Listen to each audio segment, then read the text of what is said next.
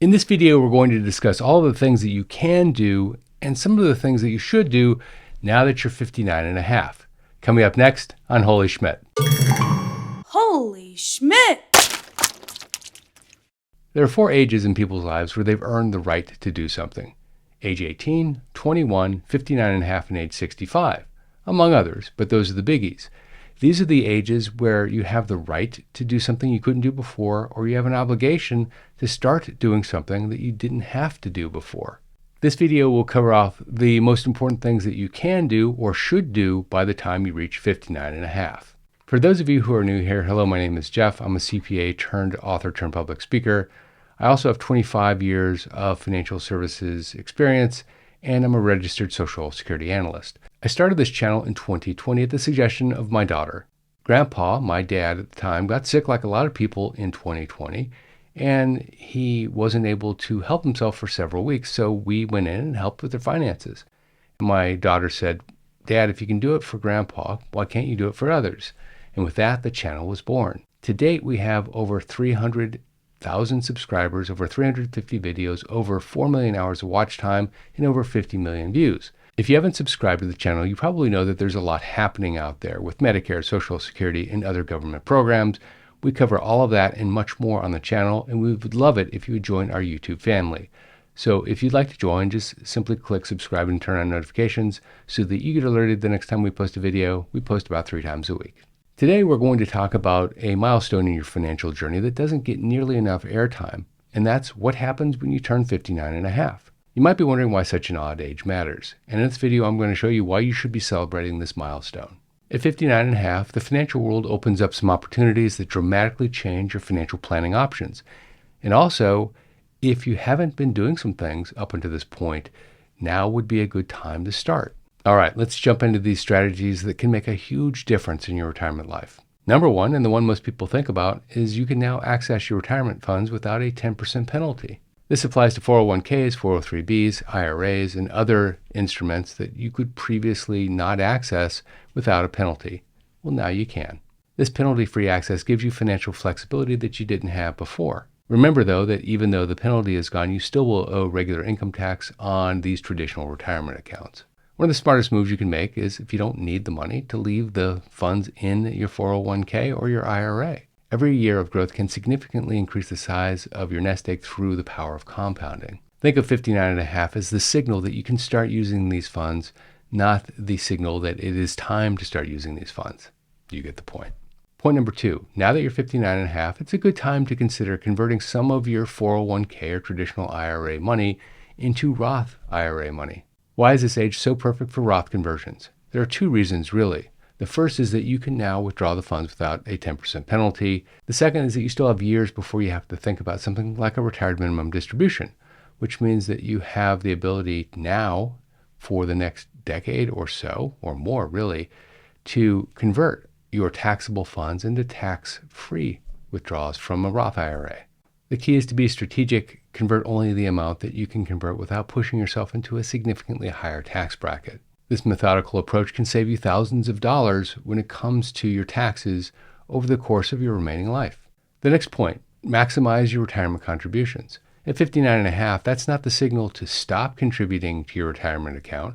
It's to take advantage of the ability to contribute more than you could have contributed in your 40s and in your 30s. At age 50 and above, you're entitled to make catch-up contributions to your 401k, and those can have a dramatic impact on your retirement lifestyle later. In fact, age 60 to 63, you're entitled to an additional catch-up contribution beyond the catch-up contributions that you could contribute at age 50 plus, an additional 50% in fact.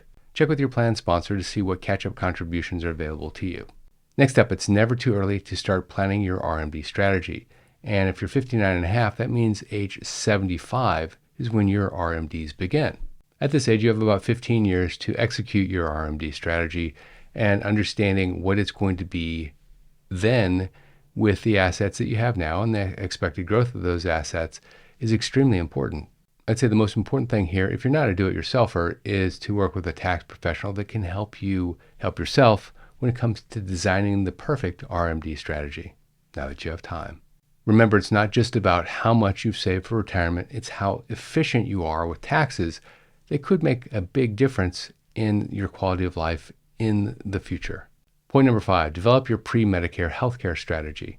Let me explain. If you're considering leaving your job, retiring before age 65, your biggest challenge is what are you going to do about health insurance until Medicare kicks in? Medicare kicks in at age 65. At 59 and a half, it's a great time to evaluate the strategy that you're going to implement if you leave before age 65 and the actual costs associated with that strategy. Because healthcare pre-age 65 can be really expensive if not done right. Your options may include staying on your employer's plan, COBRA, or purchasing a plan from the ACA marketplace. The key, though, is to realistically estimate these healthcare costs and build them into your retirement budget.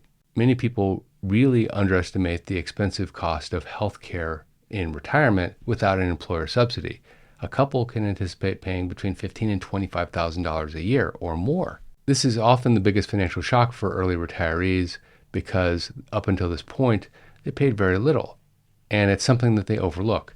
By the way, if this is of interest to you, download my free report on this subject matter. Go to holyschmidt.com/free report, and you can download my simple guide to healthcare and retirement instantly. Point 6, evaluate your Social Security and pension options before you actually have to act on those options. If you're lucky enough to have a pension with your employer, ask for a detailed summary of your pension plan and what gets paid out at different ages. Pay special attention to early retirement reductions and whether a lump sum payout might be advantageous to you. For Social Security, create an account at ssa.gov and understand what your retirement benefits, your Social Security benefits, will look like at age 62 through age 70. Remember that every year that you wait to claim Social Security beyond age 62, you receive about a 5 to 6% increase in the size of your Social Security payment all the way up to full retirement age. And at full retirement age, it goes up to 8% per year all the way up to age 70. Consider whether you should use some of your retirement funds to delay claiming Social Security. Some people do that. It depends on their own specific situation.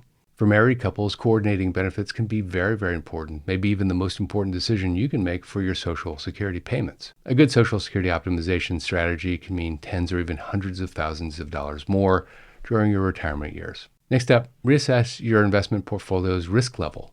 As you enter this next phase of your life, the final run-up before retirement, so to speak, it's super important that you understand the risk in your portfolio and what the optimal equity fixed income balance is.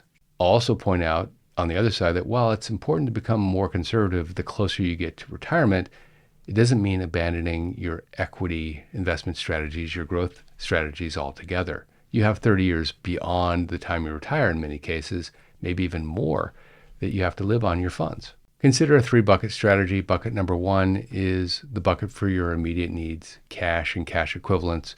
Bucket number 2 is what you expect to need in the next 5 to 10 years. And bucket number 3 is what you're going to need in 10 years plus. And adjust your investments accordingly. At 59 and a half, it's also a good time to consolidate your investments, your 401ks from different employers into one single vehicle. This gives you a clearer picture of your future, and frankly, it helps you with your RMD decisions at some point in the distant future. Number 8, accelerate your debt payoff plan. If you have debt, now is the time to pay it down. Entering retirement with significant debt can severely limit your financial flexibility in retirement. At 59 and a half, you're in the final stretch, and you can leverage your peak earning years to get that debt paid down to zero or close to it. Start with high-interest debt like credit cards and personal loans because these can drain your financial resources faster than just about anything else. Then consider your mortgage. Many people find great peace of mind by paying off their mortgage and entering retirement without a mortgage. Well, some financial advisors might say that paying off a low-interest rate mortgage doesn't make financial sense when you can earn a higher rate in the market. The psychological safety side of a lot of people, they feel like having no mortgage in retirement is the best place for them. For those with substantial retirement savings and also high interest debt, using some of your 401k to pay down that debt might make perfect sense. Although make sure that you consider the tax implications of this strategy if this is the way you want to go. Creating a detailed debt payoff plan with specific targets can help you manage the process along the way until the big day happens. Point 9, engage with a financial planner, or if you're a DIYer, subscribe to personal financial planning software.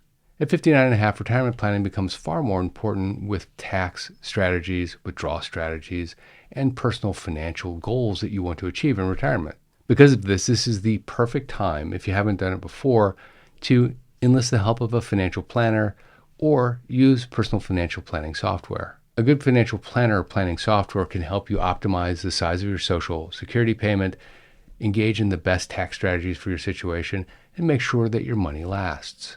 If you're not a DIYer, look for a fiduciary advisor, one who puts your interests ahead of their own and specializes in retirement transition planning. If you prefer the DIY approach, consider personal financial planning software that can model the best approach for you. Whether you choose professional guidance or self-directed tools, having your future modeled out in front of you can make a big difference in your confidence in retirement. The investment and planning resources can pay for itself many times over simply by helping you avoid costly mistakes and optimizing your taxes. Point 10, designing your ultimate retirement lifestyle. While the previous 9 points dealt with finances, this last point is equally important because it might take several years for you to get this right. At 59 and a half, retirement is close enough where you can start thinking about things like retirement lifestyle, location, and activities. And asking yourself several important questions is really important. Where do you want to live? Is downsizing a part of your retirement strategy? What hobbies, activities, and part-time work will help keep you engaged and fulfilled in retirement? How much travel do you envision, and how much will it realistically cost? What family responsibilities might you have, like helping children or grandchildren in some cases, or your parents? Your answers will have significant financial implications, which will inform your savings strategy and your spending targets. This is also the time to discuss your plans with your spouse or your partner so that you're aligned with what you want with the next stage of your life. Remember, at 59 and a half, you still have time to really engage in great retirement planning. But retirement planning isn't just a number. It's making sure that you have the necessary assets available to you to have the retirement you want on your terms. If you like this video, check out that video, 7 Things a Retiree Should Never Disclose. This is Jeff Schmidt, and I will see you in that video right there.